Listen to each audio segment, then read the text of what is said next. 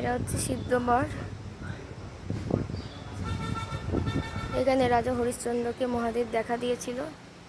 রাজা হরিশ্চন্দ্র সব যখন লুটে গেছিল রাজপট্ট, আর যখন ঋষি বিশ্বামিত্রকে কিছু দান দিতে পারছিল না, তখন এখানে এসেছিল ওনাকে বলতে যে উনি সোনা চেয়েছিল, সেটা দিতে পারেনি। তখন উনি তপস্যা করেছিলেন শিবের, তখন ইনমুক্তেশ্বর শিব প্রকট হয়ে এই গাছের তলায় দেখা দিয়েছিলেন।